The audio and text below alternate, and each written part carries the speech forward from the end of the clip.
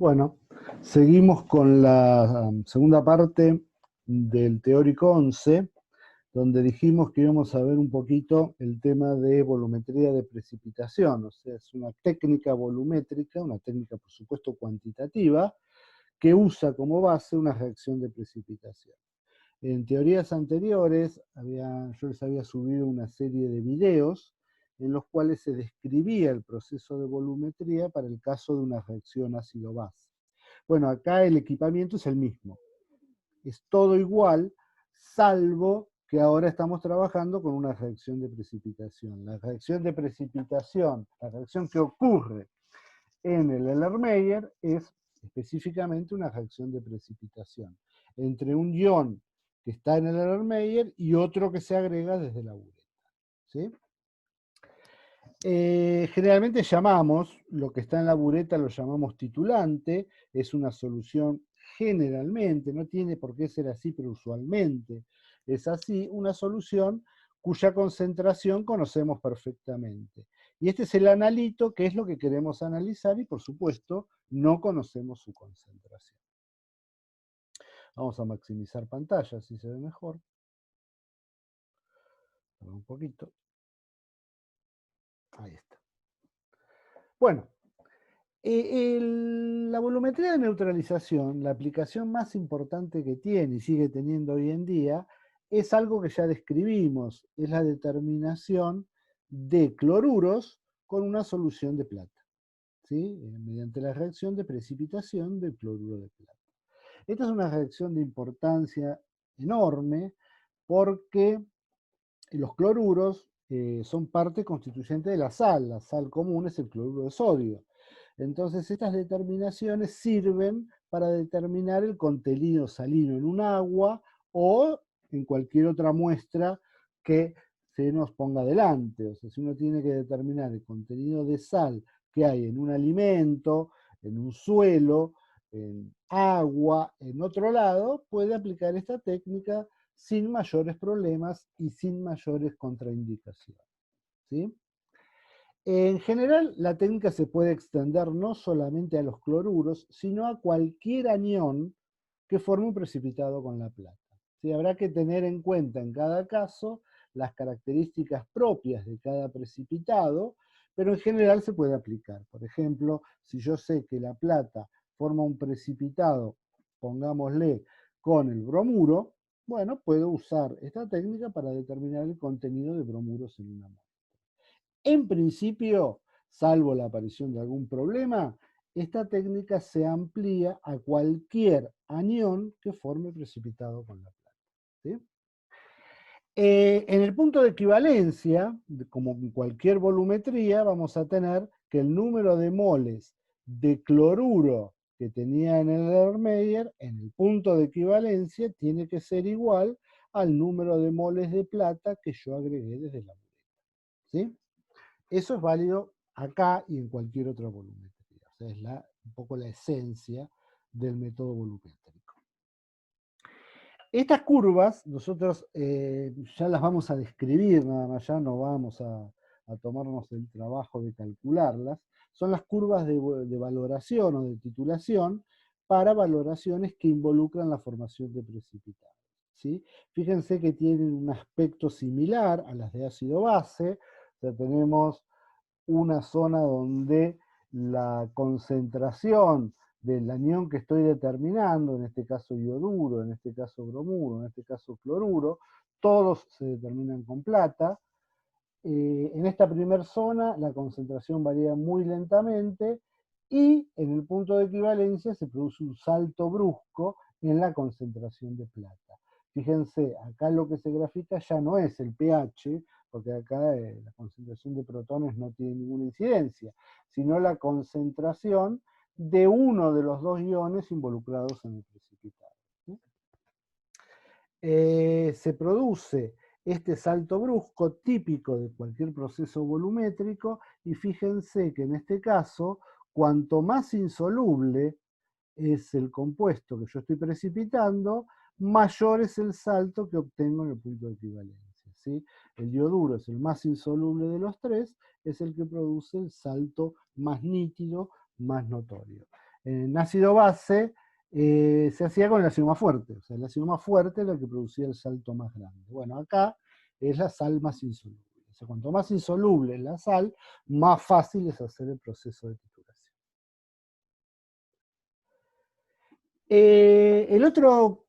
La otra característica esencial de las técnicas de valoración es el indicador. Para ácidos y bases vimos que había varios indicadores, pero en general se usaban 2 o 3, principalmente la fenolftaleína, que actúa como una especie de indicador universal que se puede usar para una multitud de valoraciones distintas, ¿sí? No para todas, por supuesto, pero para una gran mayoría. Acá no, acá eso ya terminó. Cada proceso volumétrico ahora necesita su propio indicador, ¿sí? Ahora ya no hay indicadores generales que sirven para casi siempre, no. Ahora, cada técnica específica requiere su propio indicador. Y de hecho, el uso del indicador que usemos, perdón, define el nombre de la técnica que estoy usando. Por ejemplo, una técnica para determinar cloruros en muestras es el método de Moore. Bueno, ¿en qué se caracteriza el método de Moore? Se caracteriza que usa un determinado indicador específico, que es el cromato de plata, ¿sí? O sea, la técnica para determinar cloruros, valorándolo con plata y usando como indicador cromato de potasio, se llama método de Moore, ¿sí? Entonces, el indicador es un poco lo que define el método que estamos usando. ¿Qué es el método de Moore? Bueno, es lo mismo que veníamos diciendo hasta ahora. Es la determinación de cloruros usando plata, pero usando como indicador el cromato de plata. ¿Cómo funciona el indicador acá? Bueno, vayamos al dibujito. A ver dónde tengo el dibujito del equipo. Acá. Yo tengo una muestra que tiene cloruros. Le agrego, por supuesto, el indicador. El cromato de potasio es una solución amarilla, ¿sí? Entonces se va a poner amarillo. El nitrato de plata es incoloro, ¿sí? A medida que yo le agregue nitrato de plata a esta muestra que tiene cloruro, se va a producir el precipitado de cloruro de plata, ¿sí? El cloruro de plata es blanco. Cuando se me acabe el cloruro de plata ahí adentro, o sea, cuando llegue al punto de equivalencia, cuando haya agregado la suficiente cantidad de plata como para haber reaccionado con todo el cloruro que tenía, el primer exceso de nitrato de plata va a reaccionar con el indicador. ¿Cómo reacciona con el indicador? Bueno, formando otro precipitado. Pero este precipitado es rojo. Entonces, la aparición de este color rojo me indica que ya se agotó todo el cloruro, que la plata que estoy agregando, que tiene que ser un exceso muy poquito, muy chiquito, porque para no agregar más plata de la que corresponde al punto de equivalencia. El primer pequeño exceso de plata, ya como no hay cloruro, se viene para esta reacción, reacciona con el cromato y forma el precipitado rojo. Como el cromato de plata es más soluble que el cloruro de plata, no se forma en tanto haya cloruro presente, ¿sí? Esa es la clave del método. O sea, mientras hay cloruro, toda la plata que yo agregue desde la bureta va por este camino y forma el cloruro de plata. Cuando se agotó el cloruro, bueno, la plata ahí sí empieza a reaccionar con el cromato. O sea, la aparición de este color rojo a mí me indica indirectamente que se agotó el cloruro. Bueno, esta técnica funciona muy bien porque el color rojo, la aparición de ese color rojo es muy visible, o sea, uno lo detecta fácilmente, la aparición del punto final. Entonces, el método de Moore termina siendo un método muy práctico para la determinación de cloruro y muy fácil de hacer también para la determinación de cloruros. Lástima que, bueno, no podemos ir al laboratorio, sino este es un experimento muy lindo para hacer, porque se ve que haciendo algo muy, muy sencillo, uno puede determinar cantidades que son importantes, ¿no? Uno no necesita a veces tener grandes equipamientos para hacer buenas determinaciones o determinaciones importantes. Cuando uno trabaja con este tipo de métodos, hay que ser también un poquito más cuidadoso. Por ejemplo, cuando uno estaba en ácido base y agregaba fenolftaleína, la cantidad de fenolftaleína que uno agrega no es crucial controlarla. Uno puede agregar 2 gotas, 5 gotas, más o menos el resultado es el mismo. Acá no, porque si uno agrega demasiado indicador, corre el riesgo de que el cromato empiece a precipitar antes. O sea, si hay mucho indicador, hay mucha concentración de cromato, el precipitado se puede formar antes de lo debido. Entonces, tengo un punto final prematuro, anterior a lo que yo quiero. Entonces, conviene controlarlo eso. Pero tenemos la ventaja de que ahora, con los KPS, uno puede hacer todos los cálculos que quiera.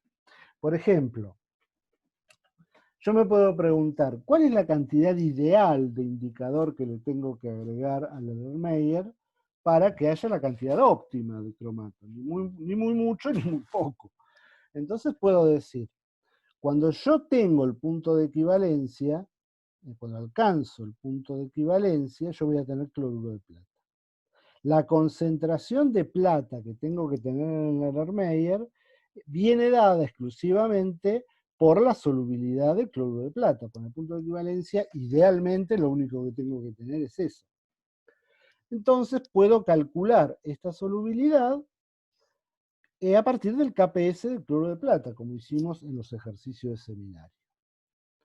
Esa cantidad me da 1.3 por 10 a la menos 5. O sea, en el punto de equivalencia yo debería tener, en condiciones ideales, repito, o sea, haciendo la determinación perfecta, esa cantidad de plata. Ahora, estoy en el punto de equivalencia, yo quiero que ahora me empiece a precipitar el cromato de plata. Para que precipite el cromato de plata se tiene que cumplir la condición de solubilidad, el KPS.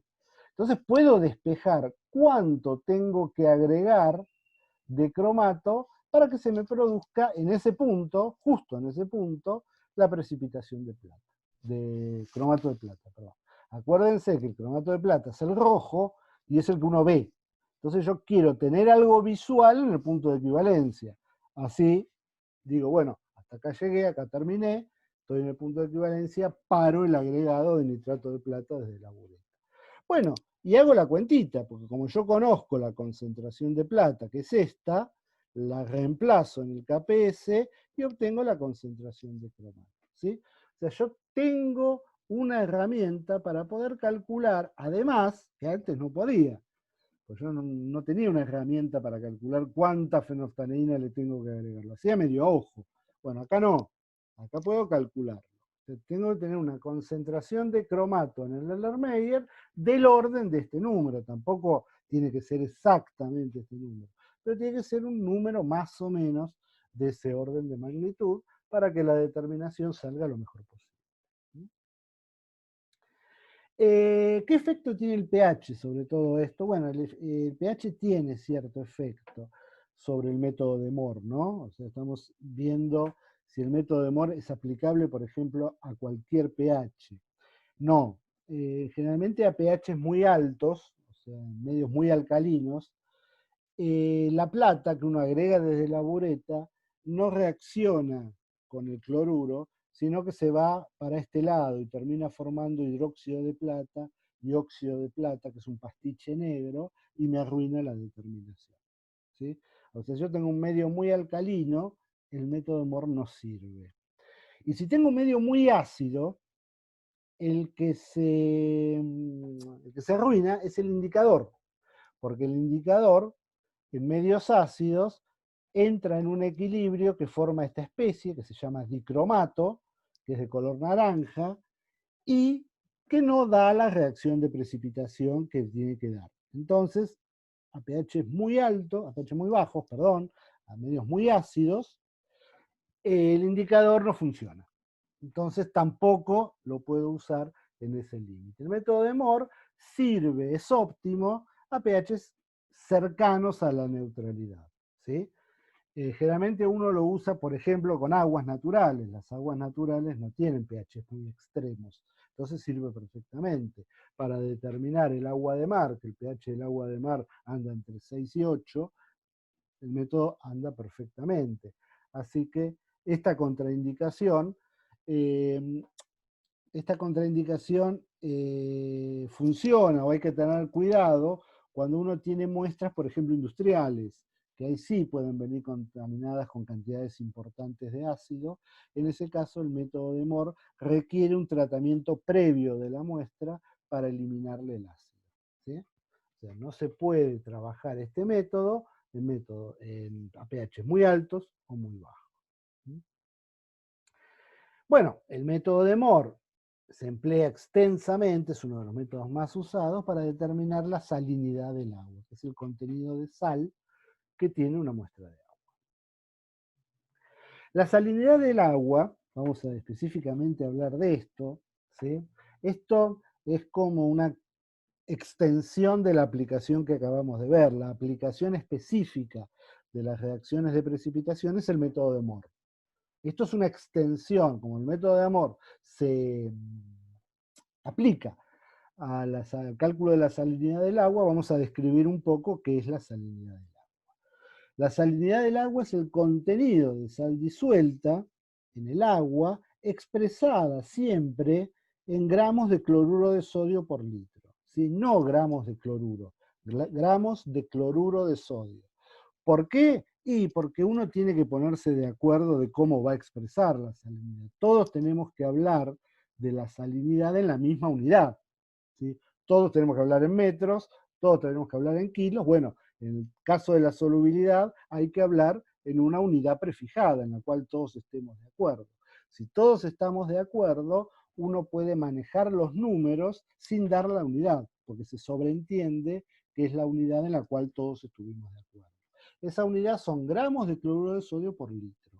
Entonces, cuando a mí me dicen que una muestra de agua tiene una salinidad de 30, eso implica que esa agua equivale a un agua que tuviera 30 gramos de cloruro de sodio por litro de agua. Eso es lo que significa. Según la salinidad del agua, las muestras se clasifican en 4 tipos, generalmente que son las que están acá. Las aguas potables tienen una salinidad menor a los 0,5 gramos de cloruro de sodio por litro. El agua salobre tiene un rango de salinidad entre 0,5 y 30. El agua salina entre 30 y 50. Este es el caso típico del agua de mar, ¿sí? Esta es un agua potable salada, digamos, como la de Mar del Plata, por ejemplo. La de Mar del Plata es un agua salobre. Y finalmente tenemos las salmueras, que son soluciones concentradas de sal en agua, cuya salinidad está por encima de los 50. ¿Sí?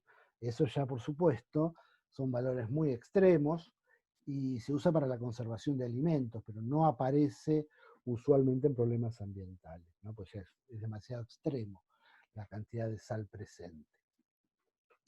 En el agua de mar dijimos, que es quizás el parámetro más interesante para este tema, la salinidad varía entre 30 y 40. ¿Sí? Son valores típicos para los diferentes mares del mundo, a diferentes profundidades, a diferentes temperaturas. Siempre andan por esos valores. Si uno tomó la muestra cerca de la desembocadura de un río que circula agua dulce, la salinidad va a ser inferior, va a estar más cerca de 30. Si uno toma una muestra en lugares cálidos, donde hay alta evaporación del agua, la salinidad es mayor. El agua de mar se concentra en la sal. Va a estar más cerca de 40. Por ejemplo, una muestra tomada en una playa de Brasil. Esa va a ser mucho más salina que una muestra tomada en una playa nuestra, donde hay menos evaporación. ¿Mm? El valor promedio, si uno lo tiene que usar en algún cálculo, es 35. ¿Sí? El valor medio para la salinidad del agua de mar son 35 gramos de cloruro de sodio por litro de solución. Bueno, el caso de Mar del Plata es bastante típico, porque Mar del Plata tiene la napa cercana al mar. El mar produce un fenómeno de intrusión sobre la napa, o sea, el agua marina se filtra hacia la napa y eso aumenta su salinidad. Por eso el agua de Mar del Plata tiene valores de salinidad del orden de 1, ¿sí? Que ya la catalogan como un agua salobre. El contenido del agua de mar, por supuesto, no es cloruro de sodio solo, es una mezcla enorme de cosas, una sopa inorgánica y orgánica también, de un montón de cosas. Pero el componente principal, si uno ve esta tablita, es el cloruro de sodio. Entre los aniones es claramente el anión prioritario. Esta tabla está expresada como porcentaje del total, o sea, el porcentaje total de aniones disuelto en el agua de mar, el 55% es cloruro y casi el 31% es sodio. Entonces, en un modelo simple del agua de mar, uno puede suponer que es una solución salina de cloruro de sodio. ¿Sí? Pero no es así, hay muchísimas otras cosas disueltas. Cuando uno determina la salinidad del agua de mar por el método de Mohr, estamos determinando, en pocas palabras, la concentración o la cantidad presente de todos los aniones que precipiten con la plata. Por ejemplo, acá podríamos tener el bicarbonato. Si el bicarbonato forma precipitado con la plata, entra en la determinación. Para evitarse estas ambigüedades, el resultado del método de Mohr siempre se expresa en cálculos de salinidad como gramos de cloruro de sodio por litro, aunque no estemos seguros de que lo que nosotros valoramos haya sido cloruro de sodio. Valoramos algo que precipitó con la plata y equivale a una solución que tenga tantos gramos de cloruro de sodio por litro.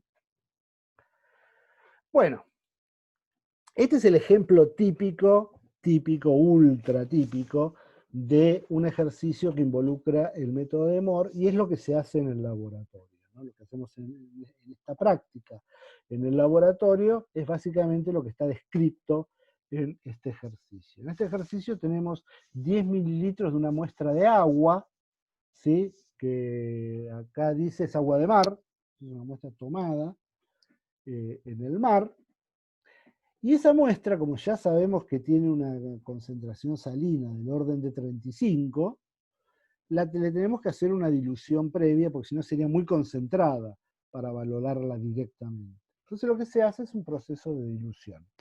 El proceso de dilución, acuérdense siempre de tenerlo en cuenta en los cálculos, porque si no los resultados dan cualquier disparate.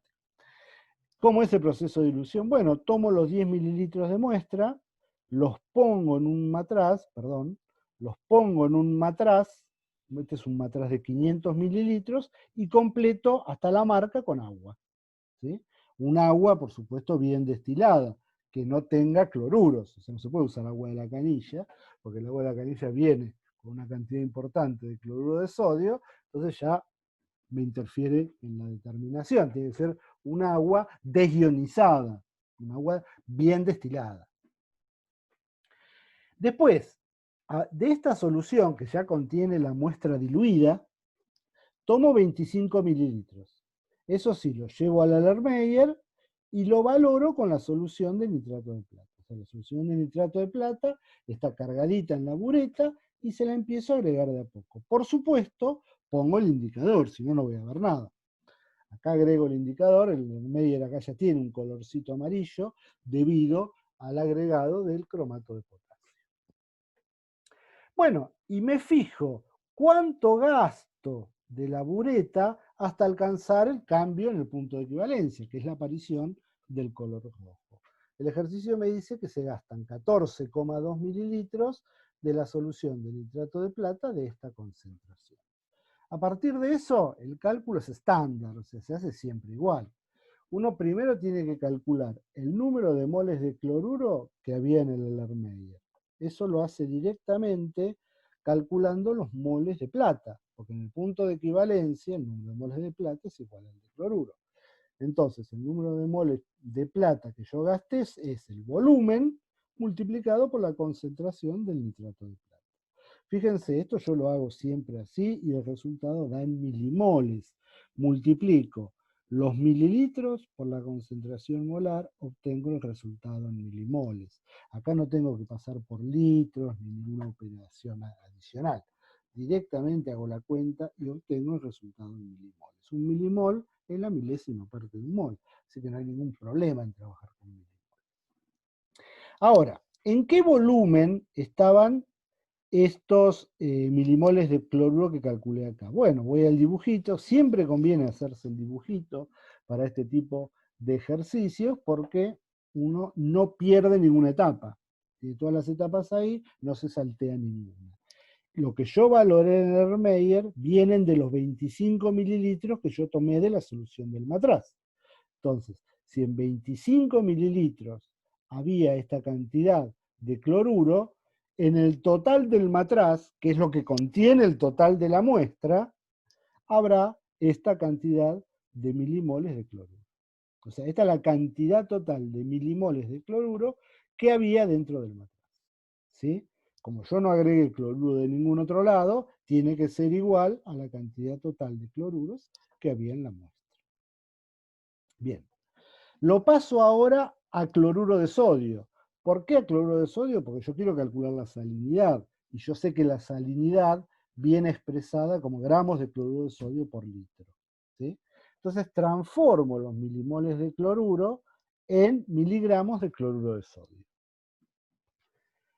Como yo sé que el cloruro de sodio tiene 1 milimol de cloruro por fórmula, entonces digo, 1 milimol de cloruro equivale a un peso molecular de cloruro de sodio. O sea, 1 milimol de cloruro equivale a 58 punto y pico miligramos de cloruro de sodio. Los que yo calculé, los que yo obtuve en el matraz, equivalen a tanto. Esta es la cantidad total de cloruro de sodio que hay en el matraz. ¿Sí? Ahora, la salinidad es expresar esta cantidad por litro. Esta cantidad que acabo de calcular, ahora la paso a gramos finalmente, estaba en 10 mililitros de muestra. O sea, la salinidad lo tengo que referir a la muestra original, porque es lo que estoy analizando. Entonces digo, la salinidad va a ser la masa de cloruro de sodio dividido el volumen de muestra en el cual está esa cantidad de cloruro de sodio, que son 0,010 litros o los 10 mililitros originales. Haciendo ese cociente, obtengo este valor, una salinidad que está bien en el borde extremo, en el borde superior del agua marina, 40.8 miligramos de cloruro de sodio por litro de solución. Bueno, eso es todo. Eso es todo lo que nosotros vamos a ver sobre las aplicaciones de estos métodos. Hay muchas más, por supuesto, pero esencialmente todas se pueden resumir o todas son parecidas a lo que acabamos de ver. Si eventualmente algún día se topan con otra, es muy probable que sea algo muy semejante a lo que acabamos de ver acá. ¿Sí? Bueno, por hoy nada más, seguimos en la próxima, ya cambiando nuevamente de tema. Ahora vamos a cambiar de tema más rápidamente, más seguido. Y el próximo tema son iones complejos.